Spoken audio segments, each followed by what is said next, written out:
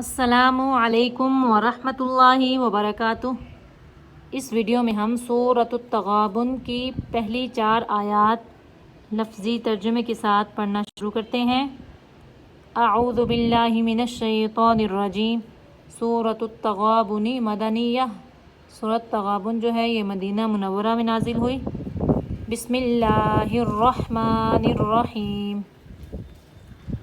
یسبح، تسبیح بیان کرتی ہے، یعنی سبحان اللہ کہتی ہے، للہ اللہ تعالی ہی کے لیے، ما وہ مخلوق جو فی السماوات آسمانوں میں موجود ہے، وما اور وہ مخلوق جو فی الارض زمینوں میں موجود ہے، لہ الملک اسی کے لیے ہے تمام بادشاہت، یعنی اسی کی ہے بادشاہت، اسی کے لیے ہے تمام بادشاہت، وَلَهُ الْحَمْدُ اور اسی کے لیے ہیں تمام تعریفیں، وَهُوَ اور وہ اللہ، عَلَى كُلِّ شَيْءٍ قدیر ہر چیز پر قادر ہے، یعنی قدرت رکھتا ہے بے شک۔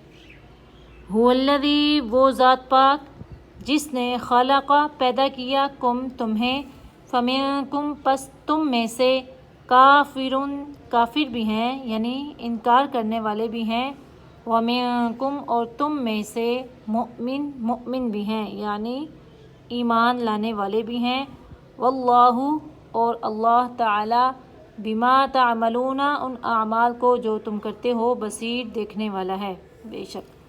خلق السماوات پیدا فرمایا اللہ تعالیٰ نے آسمانوں کو، والارض اور زمینوں کو، بالحق حق کے ساتھ، یعنی اظہار حق کے لیے، اپنا آپ منوانے کے لیے، وصورکم اور صورتیں بنائی تمہاری، فاحسن پھر کیا ہی اچھی کیا ہی خوبصورت، صورکم صورتیں بنائی تمہاری، وإلیہ المصیر اور اسی کی طرف لوٹ کر جانا ہے، یعلم وہ جانتا ہے، ما جو کچھ فی السماوات آسمانوں میں موجود ہے، والارض اور جو کچھ زمینوں میں موجود ہے، ویعلم اور وہ جانتا ہے، ما جو تسرون تم چھپاتے ہو، وما تعلنون اور جو تم اعلانیہ کرتے ہو، یعنی جو تم ظاہر کرتے ہو، واللہ اور اللہ تعالی، علیم بذات الصدور جاننے والا ہے سینوں کے راز، یعنی سینوں کی باتیں بے شک۔ صدق اللہ العظیم۔ پھر آتے ہیں اگلی ویڈیو میں، تب تک کے لیے اللہ حافظ۔